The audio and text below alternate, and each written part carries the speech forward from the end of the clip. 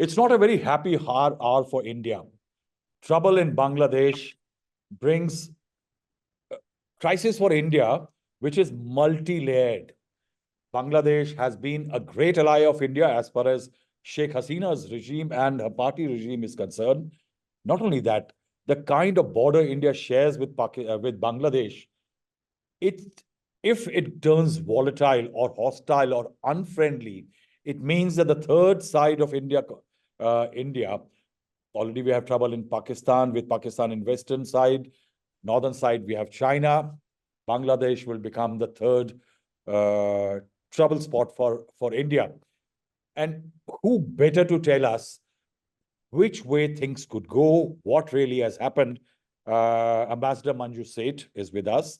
She was posted in Bangladesh, and as she tells me, in circumstances slightly similar to what exists right now.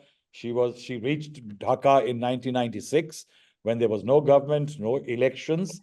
Right now, she is a distinguished fellow at the Forum for Global Studies. Ma'am, welcome to the show.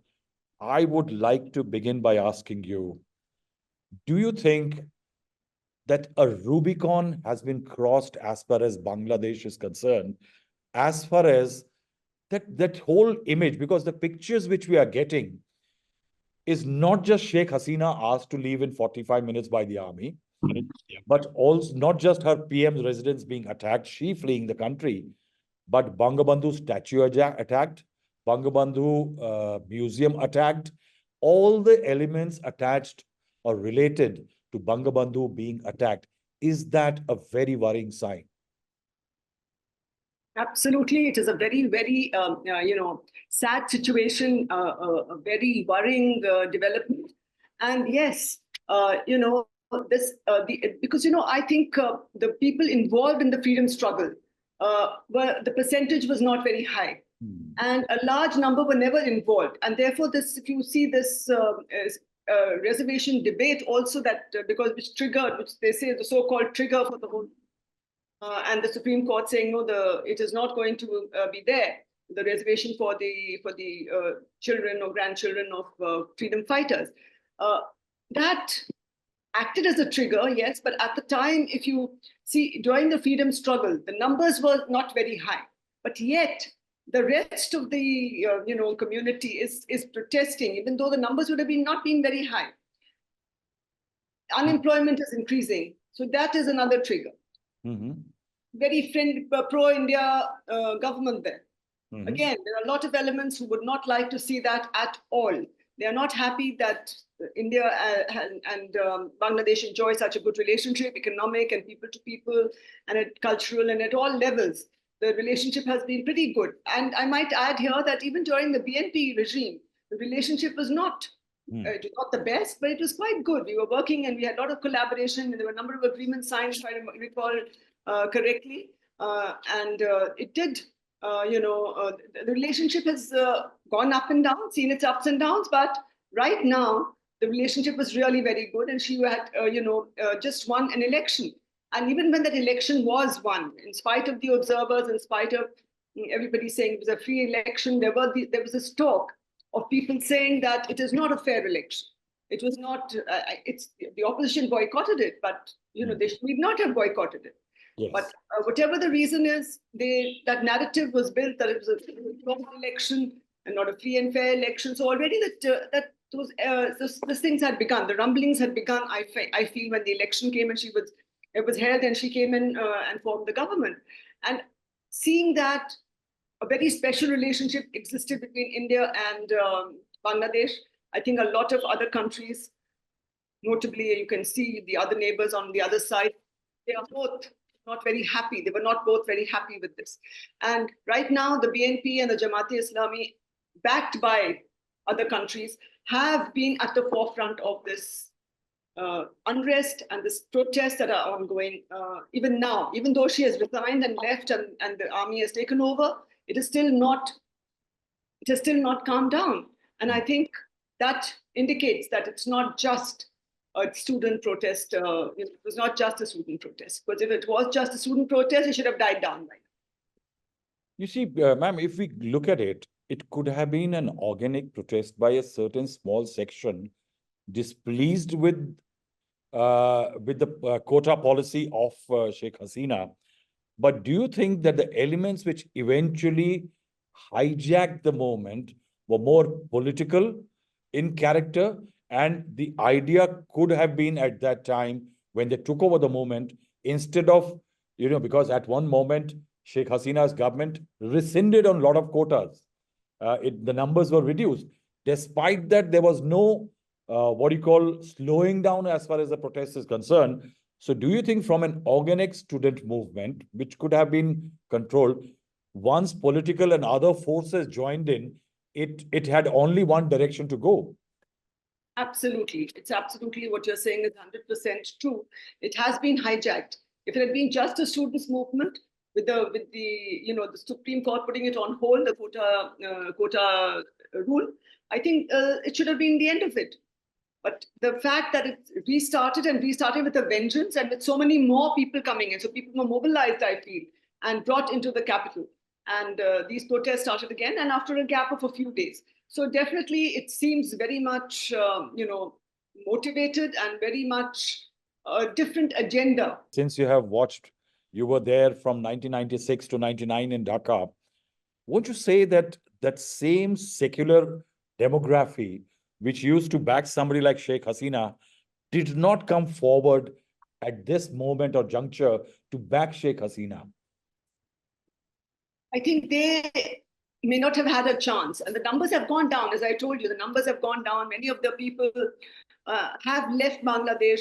And many of the people who were associated with the freedom movement have also left Bangladesh over the years.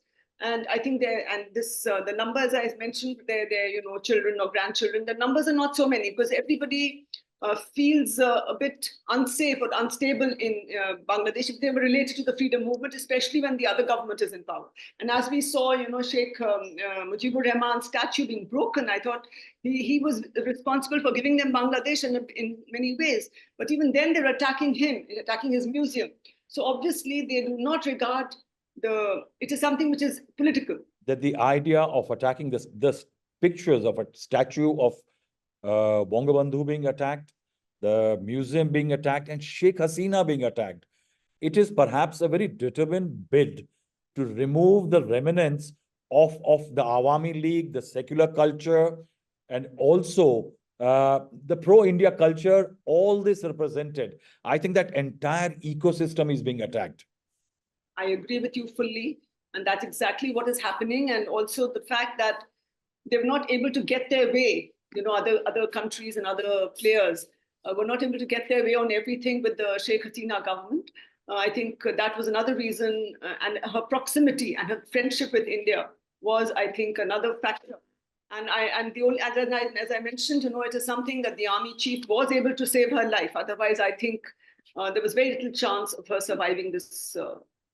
Under such circumstances, the Ministry of External Affairs and the High Commission has created a helpline number for Indians and others in case there is trouble. What would the officials in Dhaka be doing right now? What would they be looking at? They would be looking out for, looking at the situation, evolving situation. They would be in touch with the army chief, of course, and with other key players, because already, it's only the prime minister has come out. The rest of the cabinet was still there.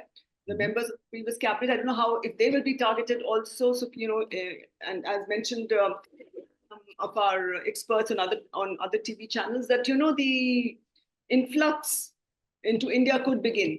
And the embassy would have to, facilitate in some ways.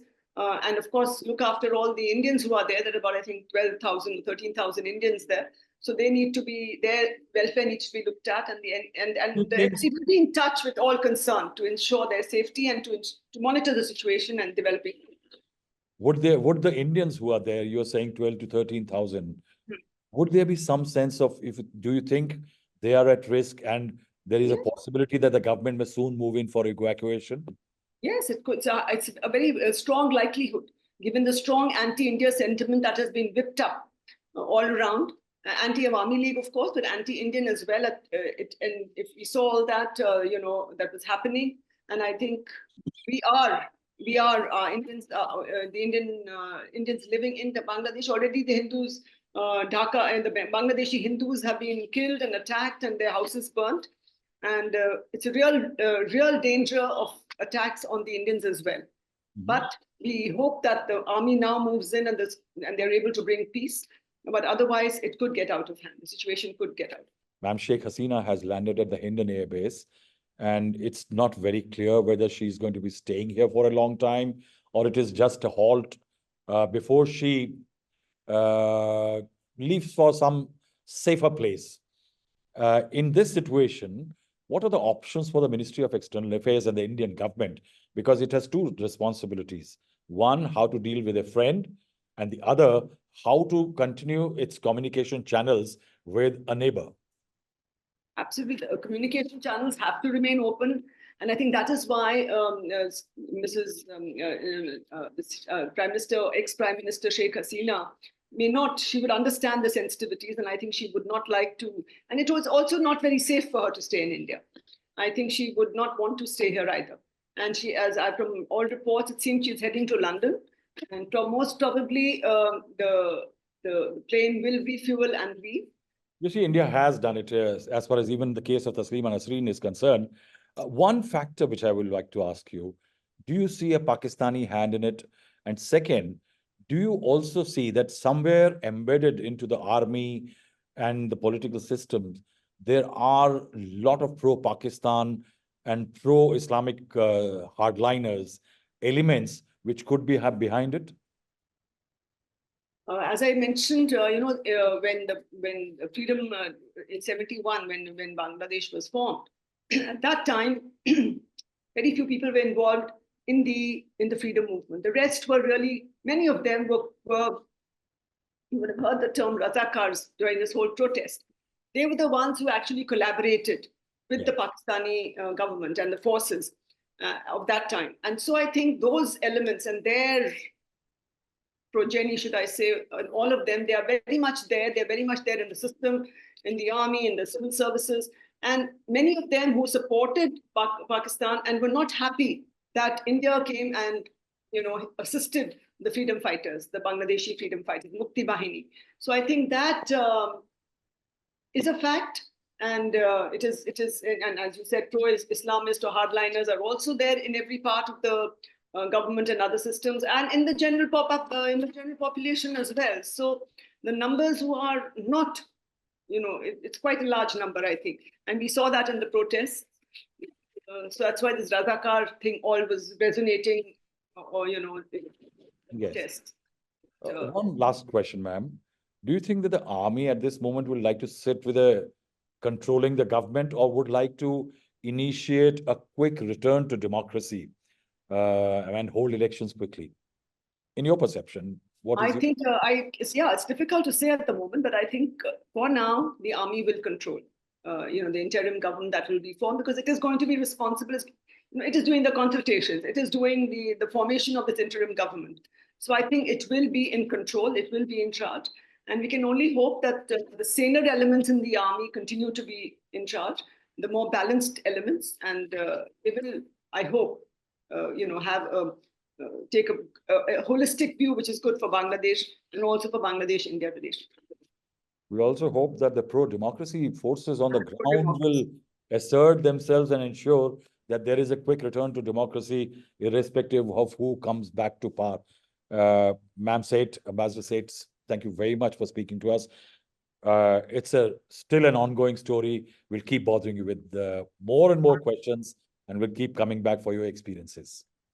Thank you. Thank you so much. Ma'am. आज इतना ही। Gist को देखते रहिए, हमें subscribe करिए, और पसंद आए हमारा काम तो लाइक का बटन दबाइए।